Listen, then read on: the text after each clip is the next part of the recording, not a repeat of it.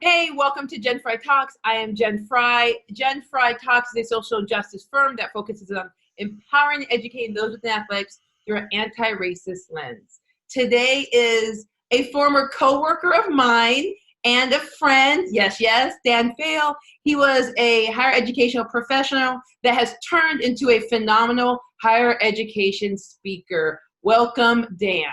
Thank you so much for having me, Jen. It's good to see you again. Yes, it's great. I'm excited, and Dan does a great job on speaking about topics of sexual assault, drinking, Greek life, that type of awesome stuff. So I brought him on the show. I love that. In my studio, the show, to talk about kind of the intersection of Greek life and athletics. So from your amazing personal and professional experience, what do you think athletic departments can do to create a better experience for student athletes?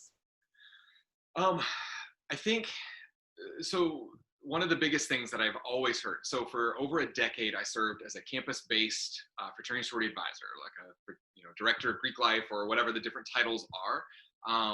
And I've seen a lot of just headbutting between fraternities and sororities or fraternity sorority offices and athletics. There's always this push-pull mentality.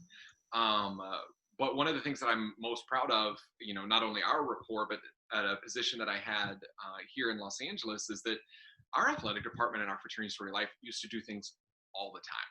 We would cross program and we would try to figure that out because my philosophy, and then he was actually their academic support advisor. And so he and I would talk and just kind of say, hey, they're our students. Right? They are not just fraternity sorority members. They are not just athletes. They are our students at the institution. And so seeing it in that capacity, knowing that there's a lot of issues which are similar. Mm-hmm. I know that every athletic program has to have something on hazing or alcohol or sexual assault and consent. And so knowing that those requirements exist for you, but they also exist for fraternity sorority members as well. And so the fact that we were able to cross program, right, when budgets are being cut across the board, save a penny if you can. And so we were able to do that and bring in good speakers and programs for our students. And so just outside of the programming realm, I think what I loved is when some of our students that were fraternity and sorority members were also members of athletic teams, because when you could actually see a fraternity or sorority go to support their member at a game, but then bring all of their members and friends with them, it's a special thing to do and see. And that's just part of it's built into fraternity and sorority of a brotherhood or sisterhood.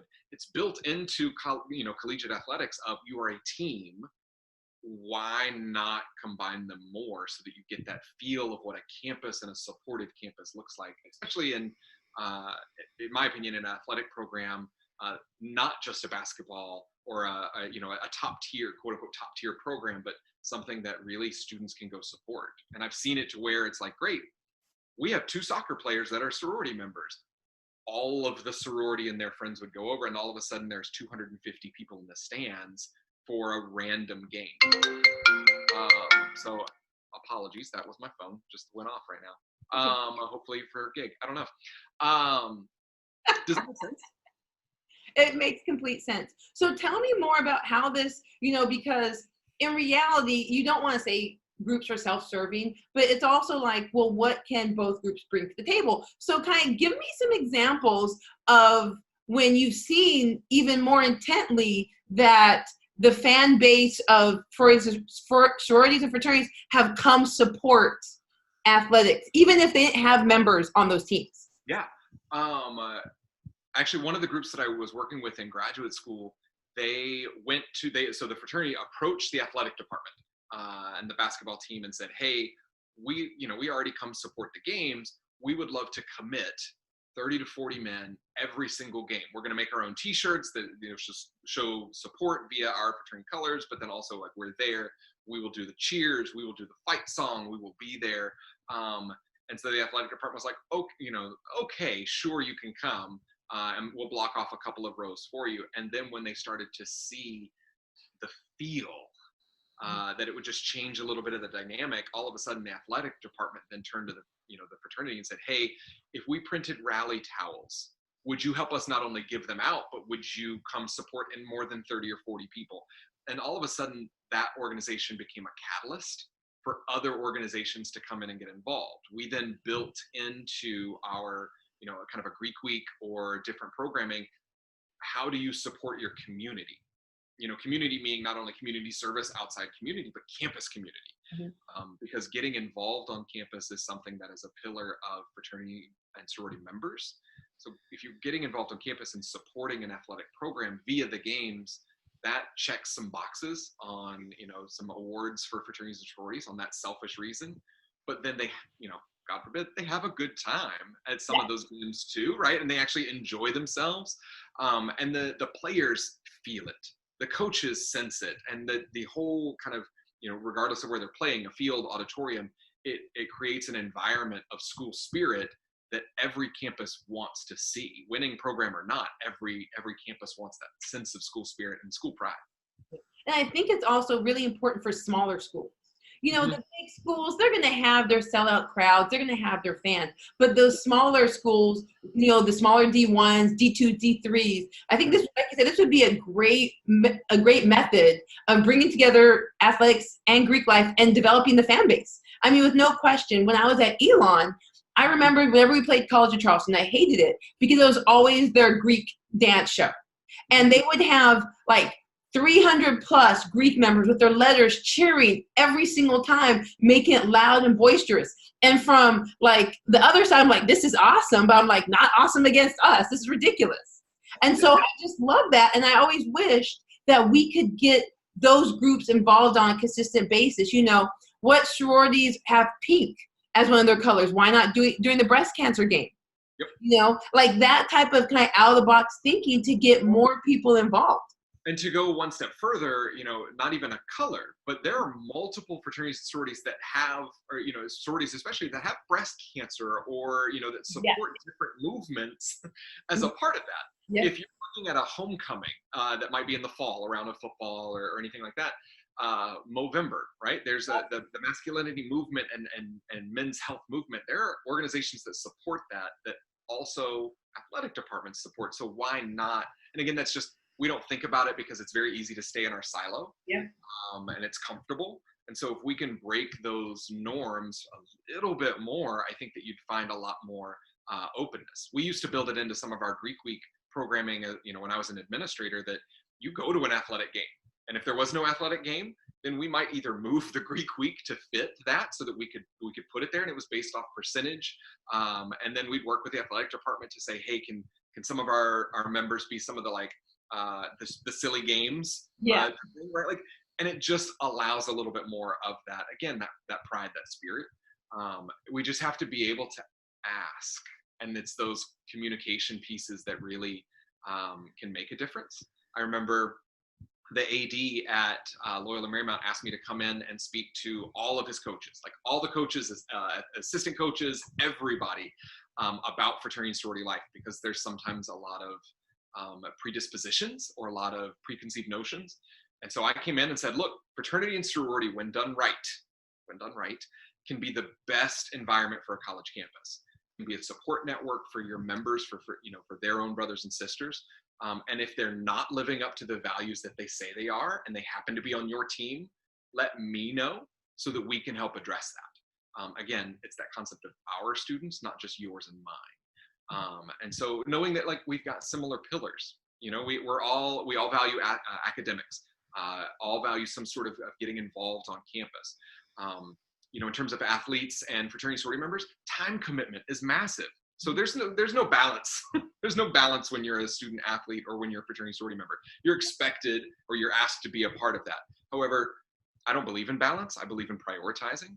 And I think fraternities and sororities, if they wanted to and support athletic programs or members, athletics kind of players, then they'll allow those players. Okay, great. I can't come to the meeting because I've got a game. Great, go to the game. We'll see if we can cancel meeting and come to the game with you.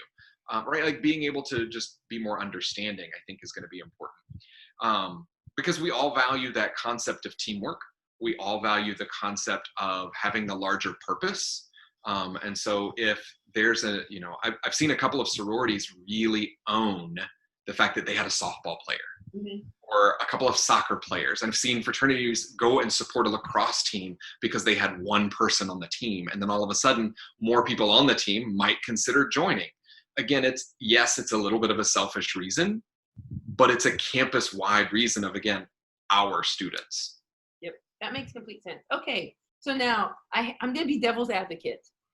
You know, the devil's advocate. I would be shocked if you weren't. So what about the athletic department's like, Dan, I get that, but I hear about all those issues around Greek life. I see hazing and sexual assault. I see all these issues and the time commitment. Our athletes are here on money. Mm-hmm. And you want them to go do something that is even more of a time commitment. Why should we do this? Again, I think it comes back to if we can have a conversation. So my challenge to your listeners, viewers, as it were, my challenge to them would be to have a conversation with a fraternity sorority life professional, if there is one on campus, or whomever advises fraternities and sororities, because I think, again, we have so many preconceived notions about what it is and what it is not. Does hazing exist? Yes. Everywhere, in high school, in elementary school, in professional teams. I mean, it exists everywhere. And to say that it's only fraternity and sorority, I think we're doing a disservice to the entire campus environment. Mm-hmm. It's not one person's problem. It's everyone's problem. And if we can root out the causes of that, then we can move forward as a larger community. Does sexual assault occur? Sadly, yes. Why are we not talking about it as a campus community? Yeah. Again, I come at this from our student holistic, everyone is a part of this. When I get brought in to speak to fraternity and sorority campuses or communities at a campus, I often ask, hey, I'm a consent speaker that doesn't just talk to fraternities and sorority members. Mm-hmm. Feel free to invite intramurals, feel free to invite college sport or the athletic programs, feel free to invite the counseling center, because I want as many students to hear a message of consent and being able to be more aware and be a better intervention and really just a better student, human being. Because again, I think that concept of we are all in this capacity together. And so when a coach or someone else, says like, well, we don't want our players to be Greeks because you're just a hindrance to the campus. I've actually asked and fired back to say, when was this that you had an issue? Like, you obviously had a poor experience. When was that? And if it was recent, how can I address it? Because if it's one of my students, I really want to address it. But then also, if it was 20 years ago, 30 years ago, 40 years ago, when they were a graduate, well, things have changed. And I think that accountability piece is where we can all build from one another. Yeah. Okay, that makes sense. So this has been a great conversation. I've learned a ton on Greek life, and especially, like you said, some of the things that if we could get both groups sitting to the table and saying, how can we best fit our students? Yeah. I think that would be amazing, because like you told me before, they're going to go Greek regardless. Like, if you tell your students you cannot be Greek, they're going to be Greek. You just won't know about it, mm-hmm. but they're going to do it. So how can we make sure we bring it out? And so it's a great experience. I've been to probate shows and I've seen where the whole football team was there. They were there to support. And they do that little bit of support. They'll be there supporting a whole bunch of other stuff. Mm-hmm. Exactly. It's that, like you said, that brotherhood, that sisterhood. Okay, so now, Dan, somebody wants to bring you on campus, whatever. Where can they find you? Be like, let me Google Dan Faill. We need to bring him to campus. Where can they find you? What's your social media handles? All that. Yeah. No, and thank you. So it's a lot of my social media is Dan Faill, which is DANFAILL. So it's pronounced like to flunk, fail like to flunk, but it's with an extra L on the end. So that's on danfaill.com. I'm also represented by Campus Speak, which is a national speaking bureau for higher education. So you can find me via Campus Speak, which is CAMPUSPEAK.com. Twitter, Instagram, all of that is Dan Faill. Awesome. Thank you so much for this. It's been amazing. So thank you, y'all, for listening. If you want to find me on social media, it's Jen Fry Talks on every social media known to humans. And if you have any questions, comments, concerns, find me at jenfrytalks@gmail.com. Shoot me an email. If there's something you want to listen to, a speaker, let me know, and I can bring them to the studio. So thank you very much, and have a great day.